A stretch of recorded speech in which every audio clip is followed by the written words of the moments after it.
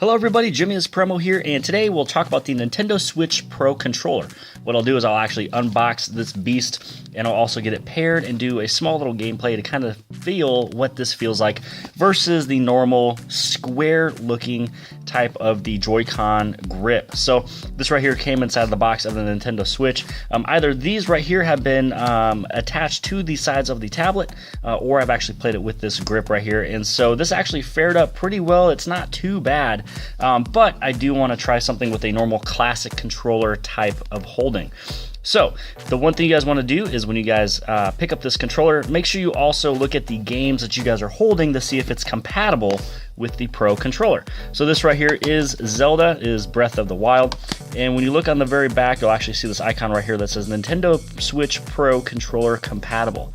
Now right over here, this one is Super Bomberman R. And this one also has the compatibility for the Pro controller.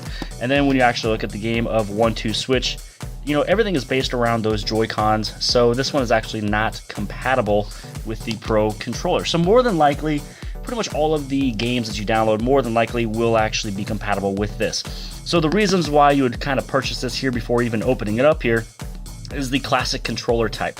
Also, this has 40 hours of gameplay on a single charge, when the Joy-Cons right over here are actually only 20 hours per the charge. So you'll be able to charge it if this thing is connected USB onto the dock that is connected to your TV via the USB cable, or you could probably just plug it into a wall, just with a normal, let's say if you have a Samsung or any other wall mount or even Apple product that has the USB you can plug into the wall, but it is USB Type-C when you're charging this controller. So hope that made sense to you guys. So I would probably just put it right up into the normal, you know, Nintendo dedicated dock. So right here, this is your USB cable. This is what will plug into the dock if it's plugged into the wall, you know, again, which is next to your TV. And this is USB Type-C that you would actually plug in the end of the controller.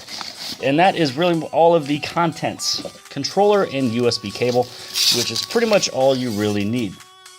So let's actually move this cable out of the way. So on the top here, there's a little bit of plastic that you will take off. This is where you'd be able to charge the unit. This right here is the syncing or the pairing little button. So that's probably what you'd be pressing, you know, to get the gameplay or get the pairing going. So feeling this actually is not too bad, guys. Everything is spaced out exactly the way it should be with a normal controller. So I bet you'll probably get the most out of your gameplay with this controller. It's not too heavy, it's not too light. They're almost actually the same weight. I would say that this Pro controller over here is a little bit heavier than this setup here. But again, you guys can kind of tell that this over here is just a big square. Everything is spaced out quite a bit and a lot less spaced out on the Pro controller. So you will have your negative, you'll have your positive, you also have your home button, and then this right here is your screenshot button. So for some of you who don't know, you can actually take a screenshot just by hitting this one button right there, and this way you'd be able to save it into your gallery, and you can even share it with your social media, which I believe is just going to be Facebook and Twitter at the moment. So all of the buttons are there.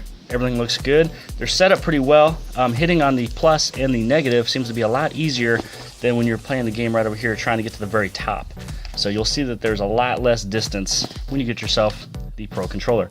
All right, let's get this thing paired up. So right out of the gate, I wanted to just give this thing a little charge. So you can see here I got it plugged in with the USB Type-C, and that there is a little orange light, and that's letting me know that this thing is charging. So the steps that you would want to do when you actually pair a wireless controller is you just go into where it says controllers. Then what you'll do is you'll go to change grip or order. And then what it's asking you to do is press the L and R on the controller. So I'll press the L and the R. And there we go right there. It picked up my controller. Then I'm gonna hit on A. So if in theory everything worked, what I'm gonna do is I'm gonna hit on this little home button, and there we go. Now we are running with the Pro controller. So I'm definitely excited about that. So let's actually try a little bit of the gameplay here. So actually holding this controller is going to be a lot easier than actually playing, you know, with the little Joy-Con controller that I have. So, and by the way, if you guys ever run into this little rock guy right here who pops up out of the ground, make sure you guys go up on top of him. Oh, here he comes. What you're going to want to do is you'll actually go right up behind him, and then you will hit on do a little X so you can try and jump, and then what you're going to do is basically climb on top of this guy to where you'd be able to actually hit him that way. So originally, I tried using my little bow and arrow to try to kill this little guy on the very top, but I was actually not able to. I'm gonna head back home here for a second. So just that's a little tip and trick right there for you guys. So here is the the Pro controller for the Nintendo Switch.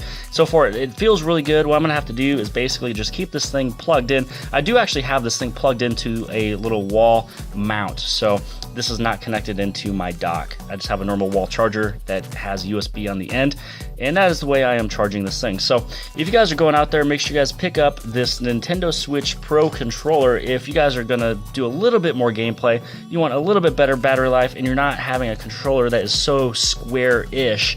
And so this one will definitely get the job done. So here we are again, checking out the two in a comparison. But outside of that, I hope this video right here has helped you guys out, and I will see you guys later. Make sure you click on like and also subscribe.